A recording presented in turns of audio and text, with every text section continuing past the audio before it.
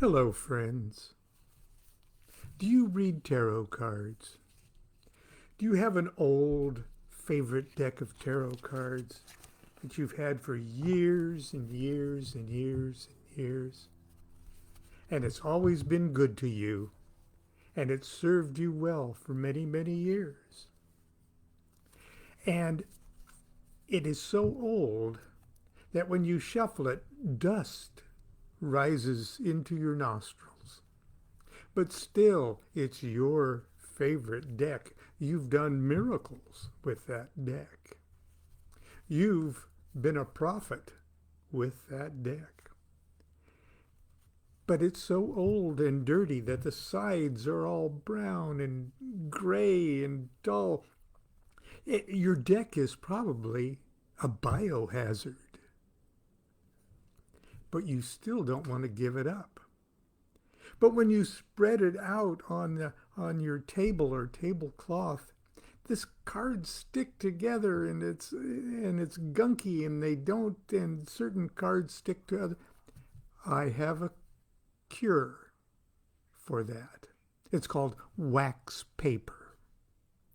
Take your old deck while you're watching TV or just doing nothing. Lay out some wax paper and one at a time, brush your tarot card against that wax paper, front and back. Do it for about 15 seconds each.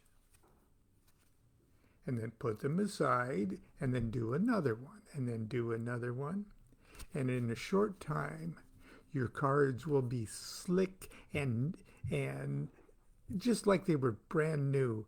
And when you shuffle them, the dust won't fly. And when you spread them out, you'll spread them out so professionally you wish that you had a video going. That's my helpful hint for today. And I don't know why I went there, but it is probably one of the most practical things that I can say about tarot reading. Today we're going to read another excerpt, and we're going to read part of chapter 9, which is very lengthy. And I hope that if you're at all interested in what I'm going to start to read today, that you'll continue through the weekend and hear me finish this chapter, because it's the most important section of the book as far as I'm concerned. But anyway, today we'll start chapter 9, which is titled, But Masons Love the Bible. Two epigrams, one from Galileo Galilei. I do not feel obliged to believe that the same God who has endowed us with sense, reason, and intellect has intended us to forego their use. And the next one is from my favorite Freemason, Mark Twain. It ain't those parts of the Bible that I can't understand that bother me. It's the parts that I do understand. I realize it's difficult, if not impossible, for many people today to even entertain the idea that the Bible may not be all they believed it to be. The Bible has become the most popular book in the world. Today it's universally revered by the faithful as the inerrant Word of God. It occurs to very few of us to question either its holiness or its authenticity.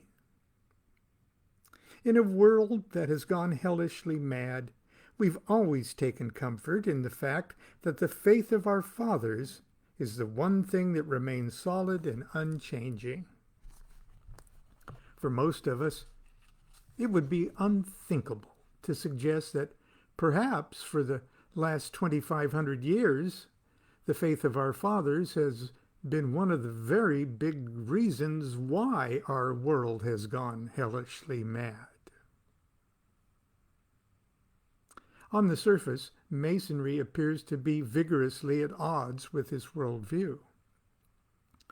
After all, the Bible is very important to Masonry. As chaplain of my lodge, I deliver the following charge to the newly initiated entered apprentice Mason.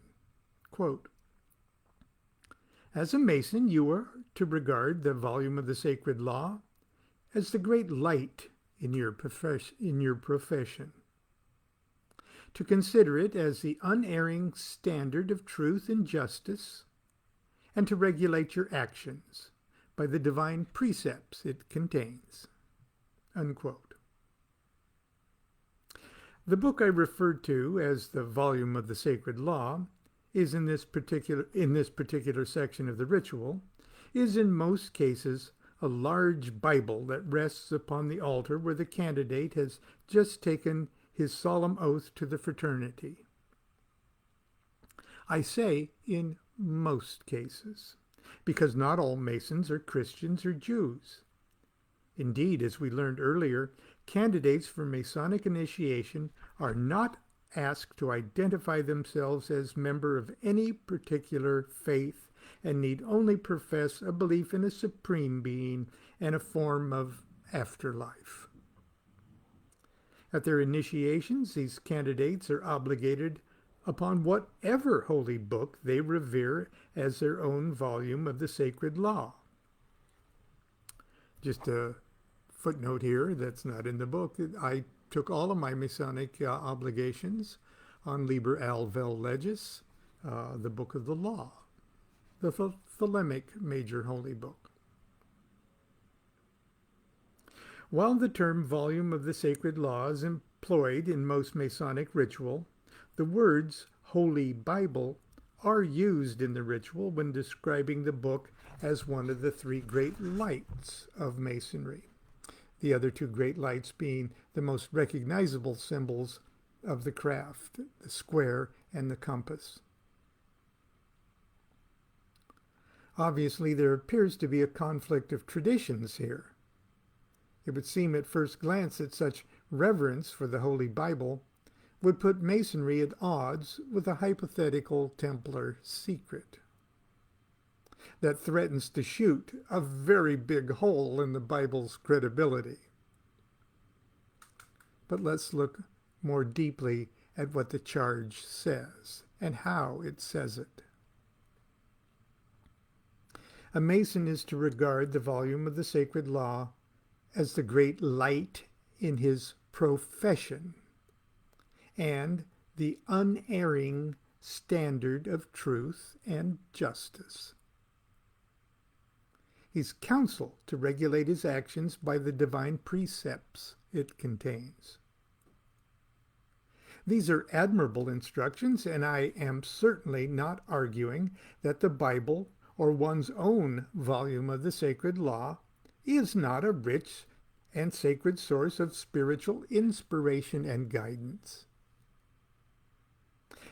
They do not, however, suggest that a Mason is in any way obligated to accept the volume of the sacred law as an objective history book.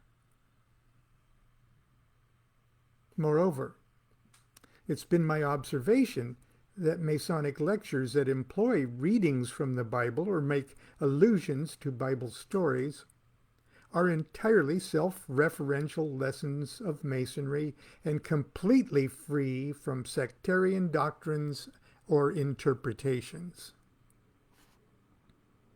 It may be true that the majority of Masons believe the Bible is historically accurate, but they've come to that conclusion not because of anything they learned from Masonry, but because of their pre-existing religious convictions. There's something else at work here, something that struck me like a setting maul to the head the evening I was raised to the sublime degree of Master Mason. I'm breaking no vows of secrecy when I share with you that the ceremony of this degree revolves around the story of King Solomon and the building of his temple. Some of it is taken directly from the Bible and tells the story of King David of Israel and his son Solomon, who, with the aid of his neighbor King Hiram of Tyre and the master builder Hiram Abiff, built the magnificent temple of God. Most of it, however, concerns a patently non-biblical story, a dramatic myth unique to Masonry. It's the story of Hiram Abiff, the master builder who was, as Solomon's temple was nearing completion, he was accosted by 3 workmen of the temple who prematurely demanded from him the secret word of a master mason, a word that would guarantee them the freedom to travel as they will to foreign countries and earn master's wages. Hiram, of course, refused and was murdered. Shocked at their foul deed, the ruffians hurriedly concealed the master's body in the rubbish heap of the temple. Later they removed it and reburied it elsewhere.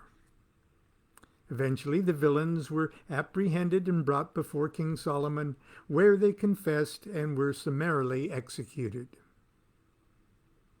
Solomon and King Hiram of Tyre proceeded to locate the grave and raise the body and bring it back to Jerusalem to be finally interred beneath the Holy of Holies of the temple.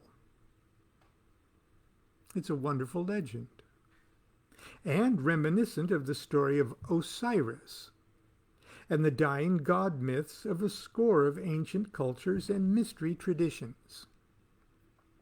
However, it's a story that's found nowhere in the Bible, and certainly not believable from a historic point of view. An unclean body interred inside the Holy of Holies of the Jewish temple? I think not. Still, the enactment of this drama is Masonry's most sacred moment and is presented by the ritual team with profound, almost religious solemnity. In a subtle way, the ceremony of the 3rd degree gives the new Mason permission to meditate, perhaps for the first time in his life, on sacred mythological truths existing outside the strict confines of biblical narrative. For others who meditate upon a possible Masonic Templar connection, the ceremony also suggests, in a not-so-subtle way, that perhaps something was buried beneath the Holy of Holies of the temple. Not the fictional Temple of Solomon, but the real ruins of the 1st century BCE Temple of Herod the Great. Modern Templar treasure hunters even suggest that the Masonic myth points to something buried beneath Scotland's Rosslyn Chapel, whose foundational footprint is said to be scaled to that of Herod's temple. With this supreme ceremony, Masonry goes to great lengths to draw the candidate's attention to the Bible, especially the biblical story of David and Solomon, then almost immediately diverts his attention to a dramatic non-biblical version of the story, almost as if to say, you know those Bible stories of David and Solomon and King Solomon's temple? There's something underneath those stories. You might want to dig into it. Masonry urges her members, all her members, to use the volume of the sacred law as the great light in your profession. The question few of us ask, however, is when do professional stonemasons need light? The answer is obvious. Masons need light when they dig, when they excavate, when they explore, when they seek out and bring to light those things hidden beneath the surface. A few pages back, we learned what we find when we dig beneath the surface of the story of King Solomon and the building of his temple. There's another Bible story that Masonry goes out of its way to draw our attention to. A story surrounding the events that followed the destruction of Solomon's temple. It's the tale of the capture and relocation of the children of Israel to Babylon and their return to Jerusalem after 70 years to rebuild Jerusalem and the so-called Second Temple. Let's now take a moment to examine this story and see what we find when we turn the Bible's light upon itself and excavate below the surface. And that's where we'll stop today.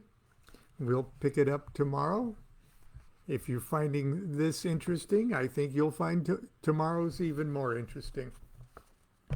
But until then, start your weekend right now. Do it right now. Have a good time this weekend. But be careful, and be careful of others. Be good to yourself. Be good to each other. Do what thou wilt shall be the whole of the law. Love is the law. Love under will.